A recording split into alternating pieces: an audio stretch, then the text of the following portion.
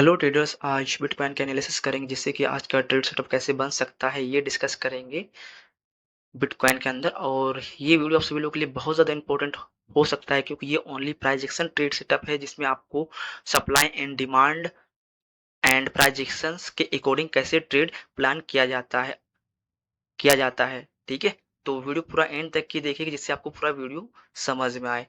तो हम लोग ट्रेड लेने से पहले हमेशा डायरेक्शन को आइडेंटिफाई करते हैं कि डायरेक्शन बुलिश है या बेरिश है। उसके लिए हमें मा 1 आवर टाइम फ्रेम के चार्ट पर आना होता है। ठीक है, सबसे पहले हम लोग 1 आवर टाइम फ्रेम के चार्ट पर आ चुके हैं। तो देख सकते हो कि अभी मैं आपको यहाँ पर डायरेक्शन बता दूं।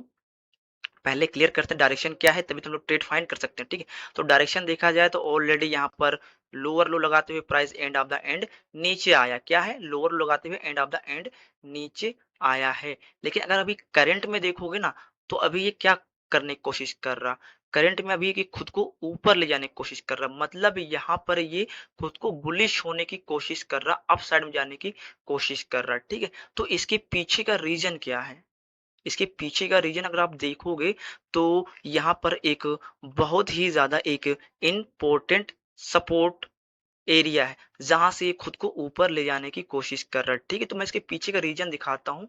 आप यहाँ पे देख सकते हो बैक साइड में ये एक ऑर्डर ब्लॉक है जहां से मैंने इसको ऐसा मार्क करके रखा हुआ, जो कि बहुत ज्यादा इंपॉर्टेंट ऑर्डर ब्लॉक है। ठीक है, प्राइस इफ के ऊपर से गिर रहा, बट ये एक ऑर्डर ब्लॉक एरिया से खुद को ये उठाने की कोशिश कर रहा।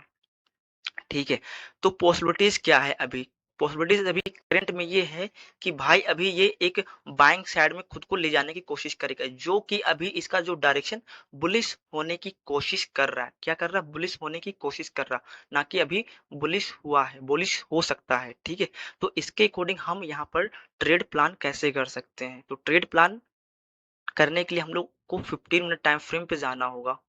ओके, तो 15 मिनट टाइम फ्रेम पे ऑलरेडी हम लोग यहाँ पर आ चुके हैं। तो देख सकते हो कि 15 मिनट टाइम फ्रेम पे हमें स्ट्रक्चर कैसे देखने को मिल रहा है। तो स्ट्रक्चर अगर देखा जाए 15 मिनट टाइम फ्रेम की, तो हमें यहाँ पर क्या ध्यान देना चाहिए भाई, हमें सबसे पहले यहाँ पर एक स्ट्रक्चर की शिफ्टिंग होते हुए नजर आना चाहिए। क्या होना चाहिए, स्ट्रक्चर शिफ्टिंग होते हुए नजर आना चाहिए यहाँ पर। ठीक है, कैसे होगा कि भाई पहले जो यहाँ पे जो एक सपोर्ट ले रहा था, मल्टीपल टाइम सपोर्ट लिया, उसका ब्रेकडाउन दिया एंड अब ऊपर जाने की कोशिश कर रहा। तो जो हम लोग के लिए जो सपोर्ट एरिया था, अब उस सपोर्ट का ठीक है, तो वो सपोर्ट जो बन रहा था पहले, अब क्या बनेगा, रेजिस्टेंस। तो इस रेजिस्टेंस को अगर ब्रेकआउट करके जो रिट्रेसमेंट देने के लिए आएगा, तब अपने पास एक बेहतर अपॉर्चुनिटी मिलेगा लॉन्ग साइड ट्रेड जाने के लिए। ठीक है, जैसे ये इस रेजिस्टेंस का ब्रेकआउट करेगा, तो हमारे पास यहाँ पर हो जाएगा स्ट्रक्चर की शिफ्टिंग हो जाएगा। क्यों, कि पहले यहाँ पर सेलर सेलर थे, इस रेजिस्टेंस के ऊपर क्या था, पहले सेलर थे, तभी तो प्राइस नीचे गिरा।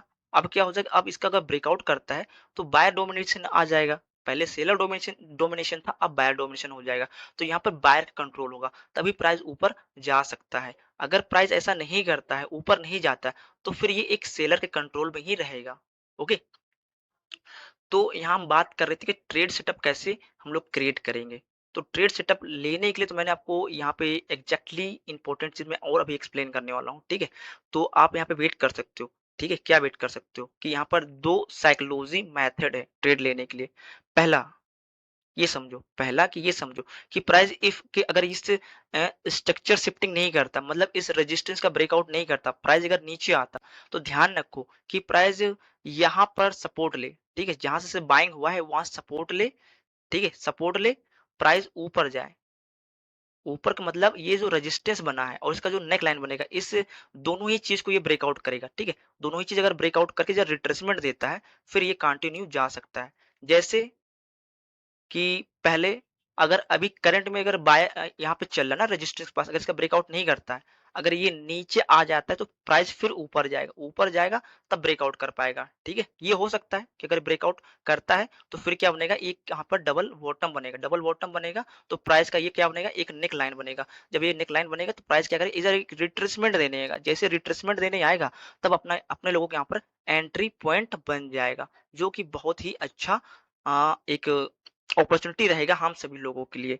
ठीक है, सेकेंड चीज क्या हो सकता है कि सेकंड चीज़ भाई अगर ये भी हो सकता है कि प्राइस कि जो ये यहाँ पर जो एक सपोर्ट ले रखा है जहाँ से एक अच्छी बाइंग हुई है, हो सकता है कि प्राइस इफ कि इस लेवल को हो सकता है कि ये यहाँ से एक ब्रेक डाउन दे सकता है, थोड़ा-सा दे सकता है, जिसे बोलते हैं हम लोग एज़ अ लिक्विडिटी स्वीपिंग। क्या कर सकता है कि प्राइस अगर इधर डबल बॉटम भी बनाएगा तो क्या कर सकता है कि यहाँ पे जो बायर हैं, इनको यहाँ पे निकाल के फिर ये कंटिन्यू ये मूव देने की कोशिश करेगा अप साइड में।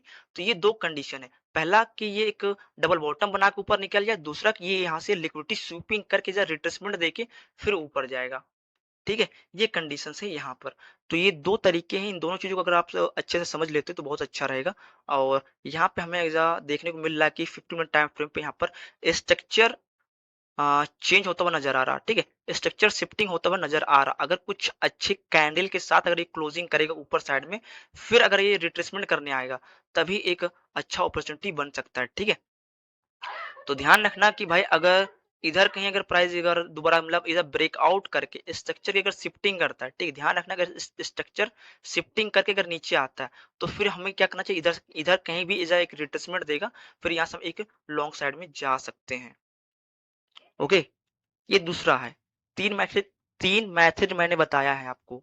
पहला कि प्राइस इधर डबल बॉटम बना दे बिना रेजिस्टेंस के ब्रेकआउट करके, सपोर्ट ले, ब्रेकआउट, रिट्रेसमेंट, लॉन्ग, ठीक है? रिट्रेसमेंट के बाद ही लॉन्ग लेना आपको, ठीक है? दूसरी चीज कि प्राइस इस स्ट्रक्चर शिफ्टिंग ना करे एंड नीचे आए, लिक्विडिटी स्वीप करे, प्राइस ऊपर जाए, रिट्रेसमेंट दे, लॉन्ग, ठीक है? अगर मान लो कि यहाँ से अगर हम लोग को एक अच्छा ऑप्शन मिल जाए, यहाँ से ट्रेड अगर लेते हैं, मान लो अगर हम लोग ट्रेड ले लेते हैं, तो क्या अपने पास यहाँ पर जो टीपी होगा वो कहाँ तक की जा सकता है, कि नियर अबाउट कहाँ तक के टीपी बन सकता है अपना, यहाँ पर अगर एंट्री इफ अगर बन जाता है, यहाँ से एंट्री पॉइंट बनता है, तो जो अपना जो टीपी होगा वो कहाँ तक की जा सकता है। भाई वो पहला जो आपको मैं टीपी बता रहा हूँ वो आपको एक फर्स्ट जो टीपी होगा आपके पास वो है 1,04,270 पहला टीपी होगा। सेकेंड जो आपको जो टीपी देखने को मिलेगा